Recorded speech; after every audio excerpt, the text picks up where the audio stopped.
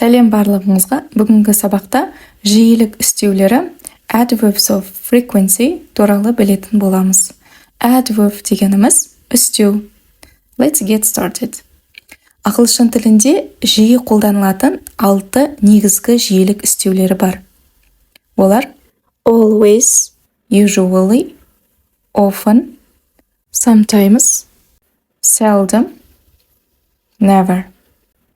Қазақша аудармалары always әрқашан деп аударылады, usually әдетте, often жиі, sometimes кейде, seldom сирек, never ешқашан.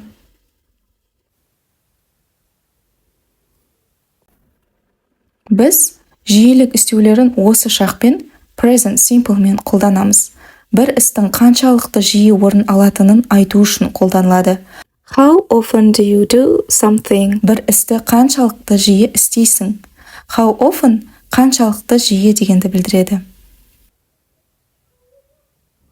Жиілік үстеулерінің мағынасын оңай есте сақтау үшін пайызбен сәйкестендіру керек. Мысалы, always 100%-ға тең, яғни барлық уақытта дегенді білдіреді.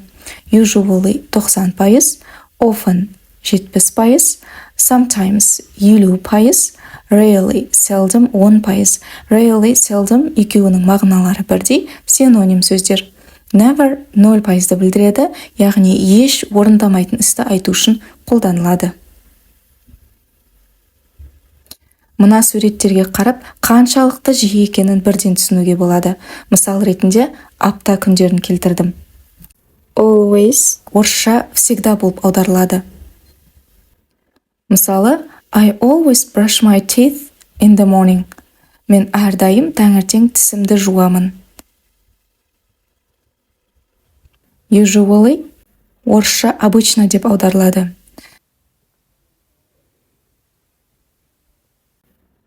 They usually eat бешбармақ. Олар әдетте бешбармақ жейді. It is usually very cold in winter in Астана. Астанада қыста әдетте өте суық болады. Often часто деп аударылады. Often деп те айтуға болады. Барынша түсінікті болу үшін үстеулердің орысша аудармаларымен айтып жатырмын. Мысалы, I often read books before bed. Мен ұйықтар алдында жиі кітап оқимын. Sometimes иногда. Кейде арасында орын алатын әрекеттерді айтқымыз келген кезде осы үстеуді қолданамыз. Мысалы, we sometimes eat out at restaurants. Біз кейде мейрамханаларда тамақтанамыз. Eat out сырттан тамақ жеу дегенді білдіреді. Rarely, seldom екеуінің мағыналары бір, орысша редко деп аударылады. She rarely drinks coffee in the morning. Ол таңертең кофені сирек ішеді. Never, никогда. Ешқашан жасамайтын іс-әрекетті айту үшін осы үстеуді қолданамыз. Мысалы, I never drink alcohol. Мен ешқашан ішімдік ішпеймін. Осы жиілік үстеулері сөйлемде қалай орналасады? Болымды сөйлемде бірінші subject бастауыш, одан кейін frequency adverb, жиілік үстеуі, одан кейін verb етістік орналасады. Мысалы, they often visit their grandparents. Олар жиі ата-әжелеріне барады. They subject, frequency adverb often, ал verb visit. Ал am, is, are етістіктері жиілік үстеудің алдында тұрады. Яғни frequency adverb'тің алдына қойылады. Am, is, are ол to be етістіктері. Мысалы, Арнат is always late. Арнат әрдайым кешігеді. Арнат subject, is to be етістігі. Арнат есімі мен is қолданылады, себебі арнат кім, ол, he болады. Always frequency adverb. Осы сөздерді формулаға қойып алсақ, қалған сөздерді соңына жібереміз. Late соңында тұр. Жалпы, ағылшын тілі грамматикасы математика, физика сияқты формулалардан тұрады. Сол формулаларды біліп алып қолдансақ, грамматика түк те қиын болмайды. Болымсыз сөйлем жасау үшін don't, doesn't көмекші етістіктерін қолданамыз. We don't always eat fast food. Біз әрдайым fast food жемейміз.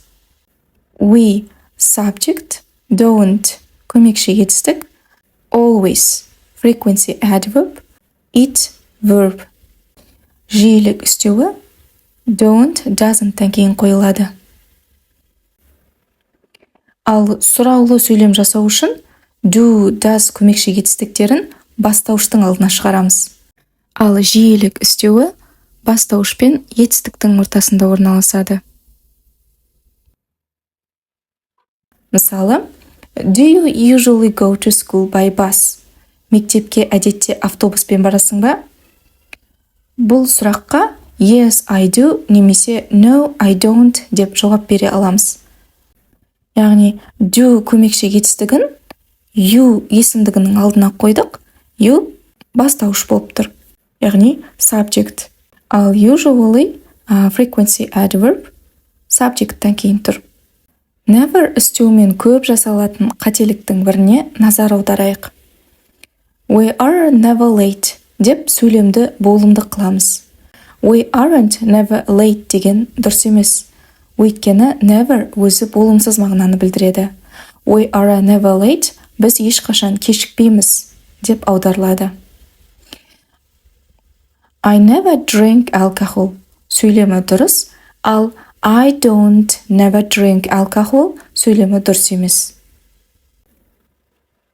Осымен бүгінгі сабақ аяқталды. Сабақ түсінікті болды деп ойлаймын. Келесі сабақтарда кездескенше. Бай-бай.